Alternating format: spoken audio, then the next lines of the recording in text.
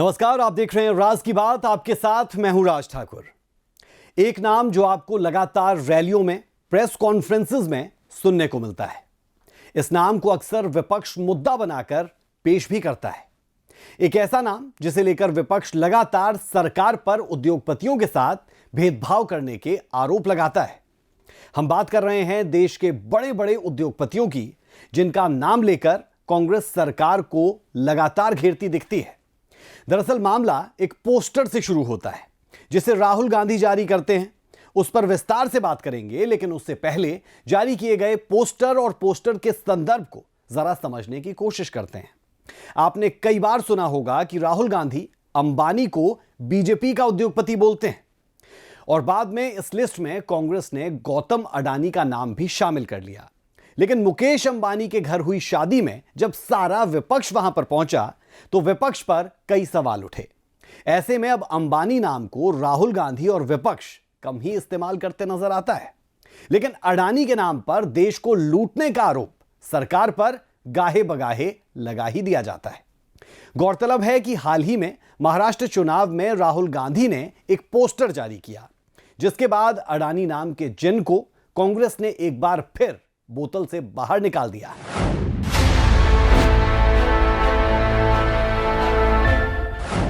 उद्योगपतियों पर क्यों सवाल उठा रही कांग्रेस?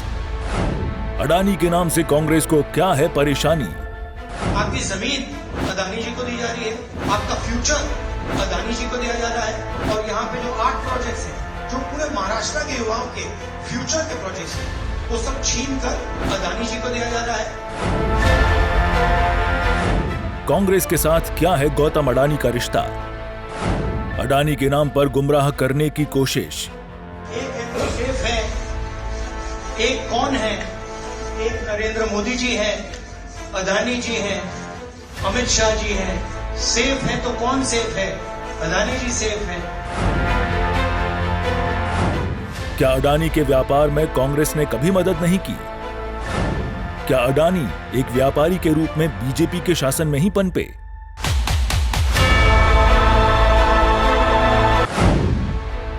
चुनाव कोई भी हो, कांग्रेस की जुबान पर 2 नाम आपको हर दफा सुनाई देंगे। पहला नाम मुकेश अंबानी और दूसरा नाम गौतम अडानी।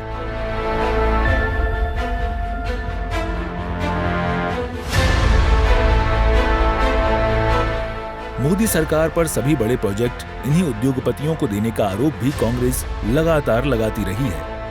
बावजूद इसके भारत को मजबूत करने के लिए और दुनिया में भारत की अर्थव्यवस्था को मजबूत करने के लिए हमारे देश के उद्योगपति बड़े बड़े प्रोजेक्ट लेकर काम करते हैं।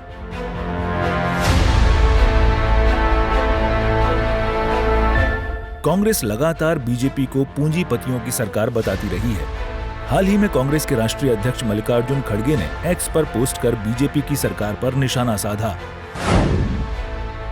मुंबई में 1 लाख करोड़ की जमीन भी अडानी को दे दी गई है। ये धारावी की जमीन जनता की जमीन है। सालों साल में बनाए गए देश के अमूल्य संसाधन, चाहे पीएसयू हो, सरकारी कारखाने हो, एयरपोर्ट हो, पोर्ट हो, कोयले की खदानें हो, ऑयल गैस फील्ड हो या फिर धारावी की जमीन हो, सब मोदी जी ने अपने दोस्त के नाम कर दी।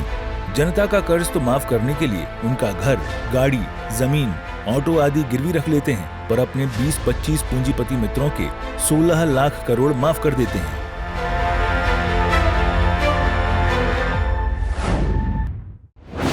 कांग्रेस देश के उन पूंजीपतियों पर सवाल उठा रही है जो देश को सरकार के साथ मिलकर आगे बढ़ाने में मदद कर रहे हैं।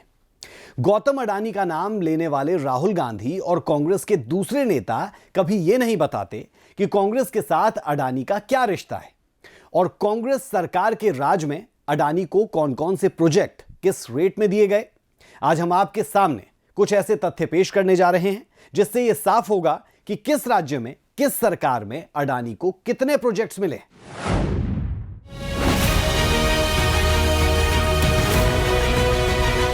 कांग्रेस की ओर से मोदी सरकार की देश के बड़े बड़े पूंजीपतियों के साथ दोस्ती बताई जाती है।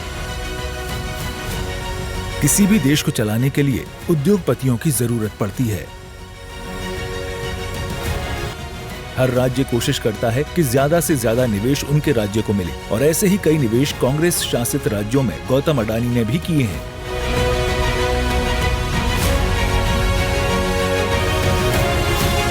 ऐसा नहीं है कि सिर्फ 2014 के बाद ही अडानी ने बिजनेस करना शुरू किया हो। 2014 से पहले अडानी का कारोबार देश में फल फूल चुका था। 2014 से पहले की बात करें तो गुजरात की कांग्रेस सरकार में यानी चिमनभाई पटेल की सरकार में अडानी को मुंद्रा पोर्ट प्रोजेक्ट मिला। चलिए दिखाते हैं आपको कब और कैसे फैला अडानी का कारोबार। 2014 से पहले मिला मुंद्रा पोर्ट प्रोजेक्ट। चिमनभाई पटेल की सरकार में मुंद्रा पोर्ट की डील हुई। गुजरात की कांग्रेस सरकार ने पोर्ट के लिए दी जमीन।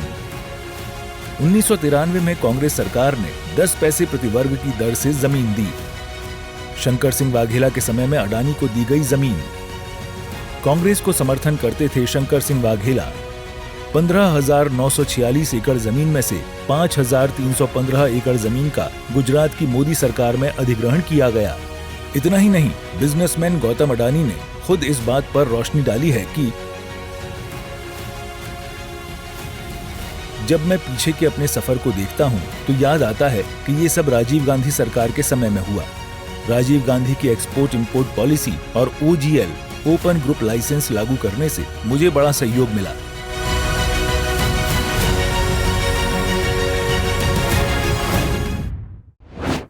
अगर हम केवल मुंद्रा पोर्ट की ही बात करें तो कांग्रेस की सरकार में इसे प्राइवेट कंपनी को दिया गया और बाद में खुद गौतम अडानी के साथ रॉबर्ट वाड्रा को देखा गया। मुंद्रा पोर्ट पर ही दोनों को एक साथ देखा गया था। कहां तो यहां तक जाता है कि रॉबर्ट वाड्रा अडानी ग्रुप के एयरक्राफ्ट पर सवार होकर ही अडानी के प्रोजेक्ट देखने गुजरात के कच्छ गए थे। दोनों की मुलाकात की तस्वीरें भी खूब चर्चा में रही थी। लगातार अडानी के कारोबार को लेकर कांग्रेस सवाल उठाती रही है, लेकिन इसका दूसरा पहलू क्या है आपको वो भी जानना चाहिए।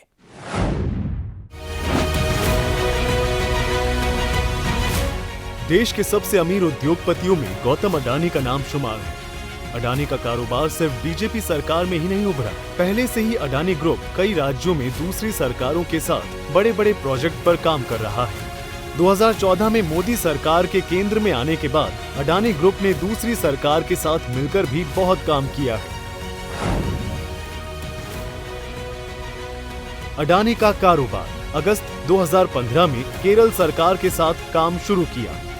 7,525 करोड़ का प्रोजेक्ट अडानी ग्रुप को मिला। ओमान चंडी की सरकार में भी काम किया। विझहिंजम इंटरनेशनल डीप वाटर मल्टीपर्पज सी पोर्ट का काम मिला। 2016 में पंजाब की अकाली सरकार में काम किया। भटिंडा में सोलर पावर प्लांट बनाने का काम किया। पंजाब के सबसे बड़े 100 मेगावाट पावर प्लांट के लिए 640 करोड़ का निवेश किया। 2017 में तमिलनाडु में जयललिता सरकार में काम किया। जयललिता सरकार में 4,550 करोड़ का निवेश किया। दुनिया के सबसे बड़े सोलर पावर प्रोजेक्ट का काम किया। 648 मेगावाट सोलर पावर प्रोजेक्ट के लिए अडानी ग्रुप ने निवेश किया। फरवरी 2021 में महाराष्ट्र सरकार के लिए भी काम किया। उद्धव सरकार के समय अडानी ग्रुप ने महाराष्ट्र में बड़ा निवेश किया। 705 करोड़ के प्रोजेक्ट के लिए अडानी ग्रुप ने महाराष्ट्र में निवेश किया। मार्च 2022 में छत्तीसगढ़ की कांग्रेस सरकार में काम किया। कोल माइन के दूसरे चरण PEKB कोल ब्लॉक की शुरुआत की। अप्रैल 2022 में अडानी ग्रुप ने पश्चिम बंगाल में काम किया। 298 करोड़ रुपए का निवेश पश्चिम बंगाल में भी किया। ममता बनर्जी की सरकार में मॉडिफाइड हल्दिया पोर्ट के लिए अडानी ग्रुप ने निवेश किया। अक्टूबर 2022 में राजस्थान की गहलोत सरकार के लिए काम किया। गहलोत सरकार के लिए सोलर पावर कैपेसिटी में निवेश किया। राजस्थान की कांग्रेस सरकार के साथ दुनिया के सबसे बड़े 10,000 मेगावाट के सोलर पावर कैपेसिटी का MOU हुआ। अक्टूबर 2021 में ही राजस्थान में अडानी ग्रुप ने हवाई अड्डे को टेक ओवर किया। कांग्रेस की गहलोत सरकार के समय इस हवाई अड्डे को अडानी ग्रुप ने लिया। फरवरी 2023 में हिमाचल में भी अडानी ग्रुप ने निवेश किया। हिमाचल के सुखविंदर ठाकुर सरकार में दाड़ला घाट और बरमाणा सीमेंट प्लांट को खरीदा। मई 2023 में आंध्र प्रदेश में डेटा सेंटर और टेक्नोलॉजी पार्क बनाया। YS जगन मोहन रेड्डी सरकार के लिए वाईजैग में इसे बनाया गया। दिसंबर 2023 में अडानी ने बिहार में 8,700 करोड़ का निवेश किया। तेजस्वी यादव के समय में प्रोजेक्ट की घोषणा की गई। जनवरी 2024 में तमिलनाडु में 13,200 करोड़ का निवेश किया। अगले 7 साल में hyper scale data centre Tamil Nadu में बनकर तैयार होगा।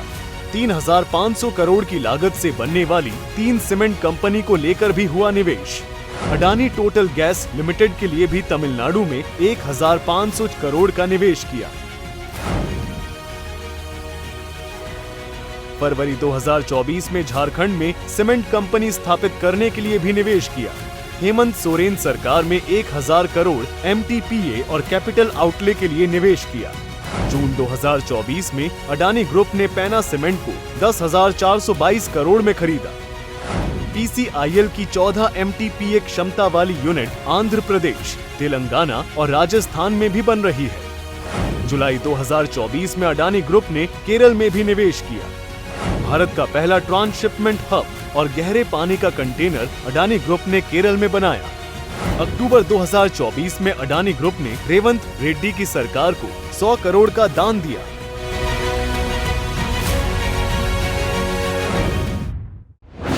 तो ये सभी काम अलग अलग सरकारों में अलग अलग समय में किए गए।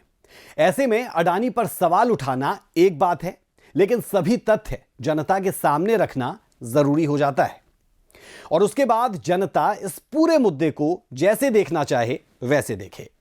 दरअसल अडानी मोदी की दोस्ती का राग अलाप कर एक नैरेटिव सेट करने की कोशिश लंबे वक्त से होती है, जबकि दी गई जानकारी के अनुसार अडानी ग्रुप ने कई बार अलग अलग सरकारों के समय में निवेश किए हैं और केवल देश ही नहीं बल्कि विदेशों में भी अडानी ग्रुप ने बड़े बड़े प्रोजेक्ट्स हासिल किए। अब आपको ऐसे कुछ देशों के बारे में बताते हैं जहां पर अडानी ने अपने कारोबार को फैलाया और देश की अर्थव्यवस्था को आगे बढ़ाने का काम किया। खास बात यह भी हो जाती है कि अडानी ग्रुप का विदेशों में यह निवेश कांग्रेस सरकार के राज में भी होता रहा।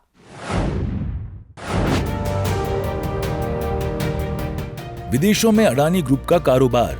साल 2009 में ऑस्ट्रेलिया के प्रधानमंत्री केविन रूड भारत आए। साल 2010 में अडानी ग्रुप ने ऑस्ट्रेलिया में निवेश किया। 12,600 करोड़ के निवेश से अडानी ग्रुप ने ऑस्ट्रेलिया की एनर्जी कंपनी को खरीदा। साल 2010 में ही बांग्लादेश की प्रधानमंत्री हसीना शेख भारत आईं। अडानी पावर और बांग्लादेश पावर डेवलपमेंट बोर्ड के बीच एक एग्रीमेंट साइन हुआ। झारखंड में 1600 मेगावाट के थर्मल पावर प्लांट का एग्रीमेंट हुआ। इस प्लांट से भारत के पड़ोसी देशों को बिजली की सप्लाई दी जाती है। साल 2011 में अडानी समूह ने क्वींसलैंड के अबॉट पॉइंट का भी अधिग्रहण किया। अडानी ग्रुप ने सरकार से 1.98 बिलियन डॉलर के लिए कोयला टर्मिनल क्वींसलैंड 99 साल की लीज पर लिया। अडानी ग्रुप ने इंडोनेशिया में भी 1.6 बिलियन डॉलर का निवेश किया। इंडोनेशिया के दक्षिण सुमात्रा प्रांत में परियोजना पर अडानी ग्रुप ने निवेश किया। हमने राज की बात के शुरुआत में ही कहा था कि आगे चलकर पोस्टर वॉर का पूरा सच भी आपके सामने रखेंगे। तो चलिए अब बात करते हैं उस पोस्टर की जो महाराष्ट्र चुनाव में खूब चर्चा में रहा। राहुल गांधी ने मीडिया के सामने एक पोस्टर रखा जिसके बाद शुरू हुआ पोस्टर वॉर। पोस्टर के जरिए फिर से बीजेपी को उद्योगपतियों की हिमायती पार्टी करार दिया गया। राहुल गांधी एक सेफ लेकर आए और सेफ खोलकर एक पोस्टर मीडिया को दिखाया जिस पर लिखा था एक हैं तो सेफ है। जिसके बाद राजनीति में बयानबाजी का दौर शुरू हुआ। आखिरकार उस पोस्टर में ऐसा क्या था और एक हैं तो सेफ है के नारे की राहुल गांधी ने परिभाषा क्या बताई, जरूर देखें। स्ट्रेटजी का लक्ष्य देखिए, एक है तो सेफ है। धारावी का मैप है, ये दिखाने के लिए सब पोस्टर ये 1 लाख करोड़ रुपए का धंधा चल रहा है। ये आप देखिए हमारे प्रधानमंत्री जी और अडानी जी एक साथ खड़े हैं, एक है तो सेफ है और ये लक्ष्य है। तो उन्होंने अपना नारा दिया है, हम उनका थोड़ा नारे को आपको समझाना चाहते हैं। अडानी ग्रुप को बीजेपी सरकार की ओर से बड़े बड़े प्रोजेक्ट देने का आरोप कांग्रेस लगाती रही है। अब एक बार फिर से धारावी को लेकर कांग्रेस बीजेपी पर हमलावर है। दरअसल धारावी रीडेवलपमेंट प्रोजेक्ट जब से अडानी ग्रुप को मिला है तब से कांग्रेस ने बीजेपी को फिर से सवालों के कटघरे में खड़ा किया। धारावी प्रोजेक्ट को लेकर ही राहुल गांधी ने एक पोस्टर जारी किया। चुनाव प्रचार थमने से पहले राहुल गांधी मीडिया के सामने आते हैं और एक सेफ को खोलते हैं। 2 पोस्टर जनता को दिखाते हैं। इन पोस्टर में एक पर मोदी और अडानी की फोटो और पोस्टर पर लिखा था एक है तो सेफ है। तो वहीं दूसरे पोस्टर पर धारावी की फोटो थी, जिसके बाद अब बीजेपी के दिए गए नारे को राहुल गांधी ने अपने तरीके से परिभाषित किया। एक है तो सेफ है, एक कौन है? एक नरेंद्र मोदी जी हैं, अदानी जी हैं, अमित शाह जी हैं। सेफ है तो कौन सेफ है? अदानी जी सेफ हैं। कष्ट किसको होगा? धारावी की जनता को होगा। नुकसान किसका होगा? धारावी की जनता को होगा। जो हिंदुस्तान की स्मॉल और मीडियम इंडस्ट्रीज हैं, जिसका एक चिन्ह धारावी है, उसको एक व्यक्ति के लिए खत्म किया जा रहा है। तो लड़ाई यही है। नारा उन्होंने दिया, हमने आपको समझा दिया। इस इलेक्शन का नारा मोदी जी ने दिया है, वो बिल्कुल सही नारा है। एक है तो सेफ है। सवाल है सेफ कौन है, सेफ किसका है, एक कौन है? तो राहुल गांधी की परिभाषा को सुना आपने, एक हैं तो सेफ है। इसका मतलब मोदी और अडानी एक हैं तो सेफ है, बाकी जनता से सरकार को कोई सरोकार नहीं है, ऐसे आरोप राहुल गांधी ने लगाए। राहुल गांधी के पोस्टर पर सियासत होना तो लाजमी था, सियासत हुई भी और बीजेपी ने राहुल गांधी पर पलटवार भी कर दिया।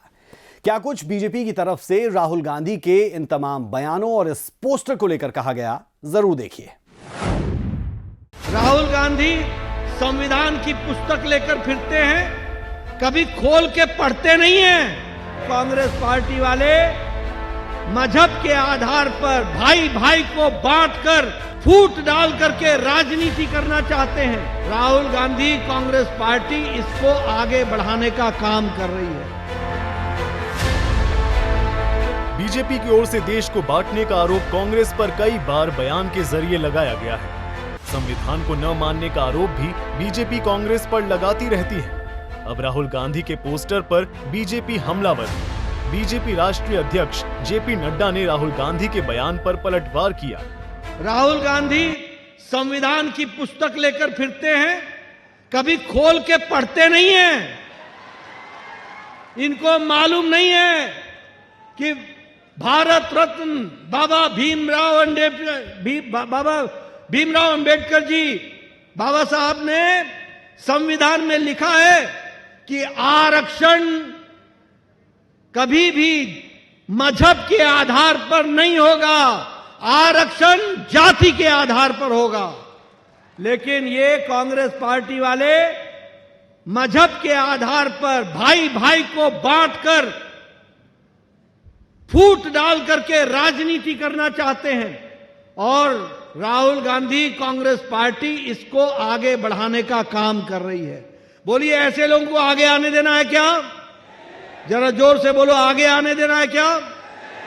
इसलिए मित्रों, याद रखो, मोदी जी का सबका साथ, सबका विकास, सबका विश्वास, सबका प्रयास, सबको आगे लेकर के बढ़ करके चलेंगे। साल 2002 में इस प्रोजेक्ट के लिए अडानी ग्रुप ने 5,609 करोड़ रुपए की बोली लगाकर टेंडर हासिल किया। धारावी को मुंबई का दिल भी कहा जाता है। अंग्रेजों के समय में बसी ये बस्ती आज एशिया की सबसे बड़ी और दुनिया की तीसरी सबसे बड़ी झुग्गी बस्ती है। धारावी की रीडेवलपमेंट पर 20,000 करोड़ रुपए से ज्यादा खर्च होने का अनुमान लगाया जा रहा है। अडानी ग्रुप को लेकर कांग्रेस सवाल उठाती रही है, जबकि किसी देश के लिए बिजनेसमैन किसी सरकार का नहीं होता।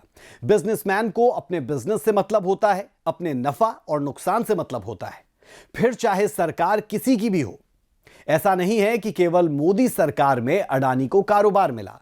कांग्रेस के समय में भी अडानी ग्रुप को खूब कारोबार मिला और मोदी सरकार आने के बाद भी, चाहे राज्य में कांग्रेस की सरकार हो या फिर किसी दूसरे दल की, अडानी ग्रुप का निवेश बरकरार रहा। फिर ऐसे में सवाल यह उठता है कि क्यों कांग्रेस अडानी को मोदी का दोस्त बताती है और यह बताकर खुद को अडानी से अलग करने की कोशिश करती है, जबकि निवेश तो कांग्रेस की सरकार के साथ भी हो रहा है। वैसे तो हम दुनिया के बड़े उद्योगपतियों की मिसाल देते हैं, लेकिन अपने ही देश के बड़े उद्योगपतियों पर कांग्रेस सवाल उठाकर अपनी कमीज को दूसरे से ज्यादा सफेद बताने की कोशिश लगातार करती दिखती है। राज की बात में अभी के लिए इतना ही। मुझे और मेरी पूरी टीम को दे इजाजत। नमस्कार।